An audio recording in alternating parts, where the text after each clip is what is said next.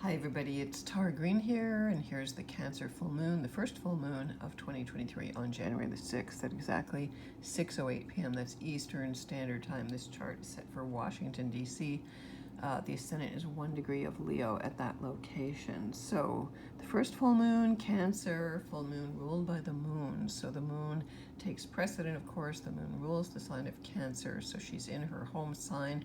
It's all about the feels. It's all about the big emotions. It's all about sentiment and moms and children and nurturing and childhood and food and our stomachs. Cancer rules the stomach. So it's all about whatever we need to feel emotionally secure. So if people are feeling insecure about housing, food, their children,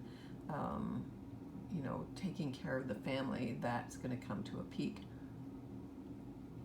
at this Cancer full moon. So you can see 16 degrees and X number of minutes. The Cancer full moon is opposite Capricorn. Mercury is retrograde, very close to the sun at 17 degrees. So that's basically a conjunction. So we're rethinking, what our career needs are. The sun is in Capricorn. Pluto is still in Capricorn at 27 degrees, still on the degree of the U.S. first Pluto return. We've just finished having the third sort of final exact Pluto return in the U.S. There was 3 of them. And so, that duality, the full moon is a completion time, so we want to think about how far we've come. You might want to think back about, a year ago where you were, because the Cancer full moon is always when it's opposite the sun in Capricorn time. So Mercury retrograde, things are not moving forward very much. Also, Mars is retrograde at 8 degrees of Gemini, and Mars is out of bounds. So if you've noticed the energy being quite wonky, or people reacting pretty quickly, or feeling very tired because Mars is the energy, the drive, the life force, not moving, virtually pretty standstill now until Mars turns direct at 8 degrees of Gemini. That's the same degree at which it turns direct on January the 12th, so not too many days to go. We're almost there. Hang on just a bit more.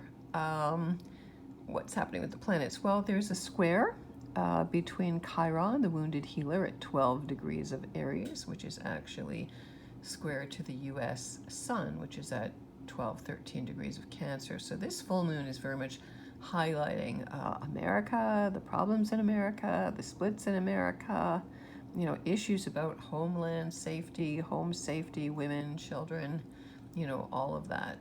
Where is America at, So showing itself as being the kind of the brave soldier, that tough guy, the macho, independent warrior. There is war on the horizon, actually, from a number of different factors. And Chiron in Aries, though, is actually where we're actually very vulnerable and where we're hiding our wounds. And for example, Prince Harry coming out in his book, being very revelatory right now, and you might say it's shocking or whatever, is very much about Chiron and Aries in a sense. So, being vulnerable is the greatest strength. Conjunct the moon, there is Athena retrograde, the warrior strategy goddess, the city of Athens, built in her honor. She's a parthenogenic virgin goddess. So the sense of women being very independent and strategizing behind the scenes, but strategizing emotionally. What do people need emotionally? What feeds them? And she's opposite Mercury retrograde. So a lot of rethinking in general. The moon always represents the moods of the people. So that's everywhere in the world, but especially because this moon is definitely on the U.S. sun. So it is kind of like a new moon for the U.S. actually. And then there's Lilith, the first woman before Eve at the last degree of Cancer. She's been in Cancer for a while. She's been opposite Pluto for a while. She is going to enter Leo in the next few days. Marilyn Monroe had Lilith in Leo, so I'm going to write about that because Lilith is one of my go-to goddesses. So she's pretty powerful here opposite Pluto. So she represents the shadow, the rejected feminine, the feminine. Everybody has an internal Lilith. So for example, again, Prince Harry representing an archetypal person. If you choose to be born a prince, that's a very big soul contract that you take on to be an archetypal person.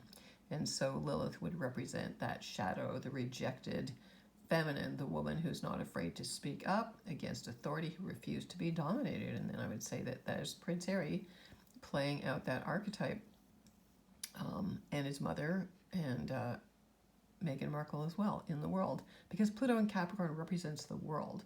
And, Pluto's been in Capricorn since late 2008 when, the subprime mortgage scandal happened, and Pluto is getting ready to leave Capricorn and enter Aquarius on March 23rd, 2023. So Venus is in Aquarius right now. So wherever Venus is, that's where the love is. That's where our values are. That's who gets the love, that gets the creativity. So, doing things, loving people who are very unique individuals. That's what Aquarius is all about. Aquarius is all about expressing your own unique individuality, but working with groups of people. So there's a kind of group mind, hive mind. Venus in Aquarius is rebellious. Again, it's freedom loving, it's unconventional. So women choosing, especially that opposition to Lilith there, to refuse to compromise, to refuse to be bound by Saturn's limits, by the old boys club, by patriarchy. I would say that the women revolting in Iran right now is part of that. And I will do a separate thing about Iran's future predictions in 2023. I'm still working on a whole bunch of them. So Venus in Aquarius is about, being free, not caring what other people think, learning to listen to your own drummer. It's Aquarius, so it's about higher consciousness. What does it mean to have very different values, to not be status quo, to dare to stand out, to refuse to do what you're told? So, the collective has gone through a big test of this since 2020. And the women, the people whose values were different and the status quo who were ostracized, you can see how strong they are in their own beliefs and how that makes you kind of invincible and threatening. Now, Saturn is at 23 degrees of Aquarius. It is approaching, because I just wrote a little article about that. I believe it's February 12th when Saturn conjuncts the U.S. natal moon. It's at, I believe, 27 Aquarius. So if you have planets at late Aquarius there, I would say 23 to right at the end of Aquarius, if you're born in those last 7 days of Aquarius, Saturn is going to hit you. So you're having a Saturn return of some kind or another to whatever planets you have there. That could be any sign. So Saturn is the planet of soberness and reality and limitations and obstacles and testing and maturity. And so Saturn rules Aquarius, it rules Capricorn. So really we've been under Saturn's rule since 2008, and that's coming to an end March the 7th, 2023, when Saturn enters Pisces. So that's, again, quite a long era. 2008 to 2023 is already 17 years. Is that right? No. 15 years. 15 years is like a half a Saturn cycle archetypally. So we've come halfway around since where we were in 2008, and look at where we are now. So Saturn entering Pisces is really going to be everybody's going to rehab. I don't want to get into that too much right now, but I had that little epiphany earlier today thinking about all the astrology of 2023. Vesta, the root word of investments, she represents the focus. She is in Pisces at 16 degrees as well. So take note that a lot of the planets are at similar degrees, and whether you're into degree theory or not, there's the sun and the moon at 16, there's Vesta at 16. So 16 is, I believe, Cancer influence as well, which would relate to the moon. Uranus is at 15, 16. So those mid degrees are very powerful, especially the 15th, 16th, because they're like the peak of a wave.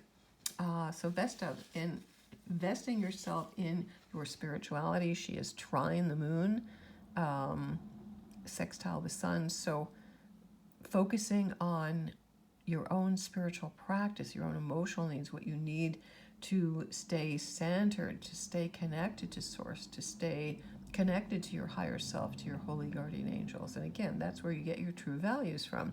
Neptune at 22 degrees Pisces. I know Neptune is actually opposite the U.S. natal Neptune. That's been going on for a while. Also opposite Prince Harry's son, so he's undergoing a Neptune opposition. Juno, the feminine form of genius, is at 27 Pisces, squaring the galactic center. So that's a very powerful place for Juno to be. She's one of my favorite goddesses as well. Squaring the galactic center, it means that you can really download some major higher dimensional galactic intuition. These days I did a reading for my best friends in Sedona, Arizona. They're pretty high level shamans. And the message that I got, which I'm going to just deliver here for you because I feel like it's relevant for everybody, is that you have to open up to receive things you've never even imagined before. That we need to go to the next highest level. Saturn in Pisces is the grounding of reality and spirituality and an ending of a 28-29 year cycle for the next 2.5 years. So really allowing yourself to be open to receiving information from all dimensions, from all directions, psychically, really opening up like your 8 senses beyond 6. This is 8 because Vesta has 8 prongs. There's 8 directions in her magic wand kind of symbol there. So really open up to that in your dreams, in your meditation, just like let it all come through. There's Jupiter now finally moving off the 1st degree of the zodiac, 0 Aries, now at 1 degree, still on that initiatory portal there. Energy is just starting up. Of course, it's frustrated because Mars is retrograde. Again, we'll have to wait till the 12th till we can really begin to move forward. And Jupiter will hit Chiron later this year. Uranus at 15 degrees of Taurus, again at the peak degree, 15 degrees of Taurus, very stubborn, very stable, very challenging. The crypto market is being challenged. The moon is sextiling Uranus right now. So I think people are scared. People are scared about what's going on in the economy. They're scared about what's going on, where their resources are coming from, basic resources. I know in Europe there's fear about fuel, although they've had a very warm stage, but I think now it's getting cold. Basic necessities, that's Taurus. What do we need to survive but also thrive? The North Node is conjunct Uranus, so again, that element of chaos, of unpredictability, of individuals acting out, of, unusual taste, unusual energy, alternatives, freedom, revolution, thinking outside the box. Uranus and Taurus, the cosmic cattle prod, again, trying to wake the collective up. And a lot of people are waking up. And I think, also as Saturn gets closer to Pisces, that will be a big wake up for a lot of people, but can be quite overwhelming. So if you think you're feeling pretty emotional now at this full moon, wait till Saturn gets into Pisces. When we have full moons while Saturn is in Pisces for the next 2.5 years. Ceres, the Great Mother, she's at 4 degrees of Libra. She is opposite Jupiter there, so the influence is on nurturing and balancing and feeling secure, mothering, feeding your relationships and finding balance through. It's in the 3rd house in this chart of relationships, siblings, communicating your needs, listening to each other, really trying to find some balance and some wholeness and some peace. What else have we got here? The South Node at 11 degrees of Scorpio is conjunct Psyche, which represents the soul, psychology. So really doing our deep emotional work right now. The South Node is what we're letting go of as the nodes are moving backwards through the zodiac. That South Node is sextiling the Sun and Mercury. So again, it would be a good time to journal because we are at the archetypal beginning of the year. It's not really the beginning of the year. It's an arbitrary one, but good time for journaling and reflecting while Mercury is retrograde conjunct the Sun. It is not time to move forward. It's always best to work with divine timing. Again, you need to wait till Mercury moves direct on January the 18th before anything can really go ahead. So just chill out for the beginning of the year. If you're up here in the Northern Hemisphere like I am up in Toronto, Canada, we are supposed to be sleeping and hibernating like bears and not running around. And so if you're feeling tired, it's the dark times of the year. You don't usually begin to see the days getting any longer. You will see it's still dark out early in the morning because of the daylight savings time. And even though we're back on regular time, you will see it gets a little lighter. The sun lasts a bit longer, but still not an active time of the year. We are supposed to be resting. And so, with 3 planets, Vesta, Neptune, and Juno in Pisces, this is about a retreat time. This is about, pulling yourself internally. Cancer is the moon. It's the most internal. It's the womb, traditionally. Thinking about your childhood, maybe reminiscing on old memories. Cancer moon is very sentimental. Also, your stomach might be quite upset. and sensitive on a Cancer full moon. So definitely water, water ablutions, water purification. Water represents wealth in Tibetan Buddhist. You can make water offerings if you feel like you need more money in your life. Of course, a moonstone or opals, like white opals, are sacred to the full moon. If you want to use those kind of crystals, or pearls, especially you wear pearls on a Cancer full moon. And you definitely get in the water, and you call in the mermaids and the sirens, and you do a lot of cleansing, and you bathe yourself, and you give thanks, and you send that water purification energy to everyone in the world, especially to all the children. We want to end all the sex trafficking and pedophilia in the world. That's definitely going to come up stronger as well. And so look at where you have 16 degrees, anywhere from, I would say, it's the moon, so there you can use bigger orbs, I would say, anywhere from 10, even 8 degrees Cancer to, I would say, 16, 17 Cancer. Look at any planets you have in that region to see what and where and how this Cancer full moon is highlighting your feelings, your moods, what you need to feel emotionally safe, what you need to feed others, you need to nurture others. And the big thing about Cancer full moon is Cancers need to be needed, and they don't know how to receive. So one of the major things you might want to look at this Cancer full moon is, where am I blocking my ability to receive abundance and flow and cleansing and nurturing and nourishment myself? And why am I so insecure that I need to be needed by others all the time? You know, Cancer is the sign of the mother, and there's a beautiful mothering sign, but it can be a bit too smothering as well. So think about your own emotional needs. Give yourself something nice, drink something nice, bathe in milk. That's Cancer full moon. Nurture yourself. Celebrate your family. Remember your mother. Give thanks for your mom. Give thanks for your children. Gratitude. The family is all, you know, so give thanks for your family. And if it's not your bloodline family, then your chosen family, your friends, those that support you. That's Saturn in Aquarius as well. Saturn is in conjunct to the moon. So again, you might be feeling, well, they're not really my bloodline family, but my chosen family. And that's perfectly okay to integrate that right now, especially with Venus in Aquarius. You know, you love the people who are on your same wavelength, on your same vibe.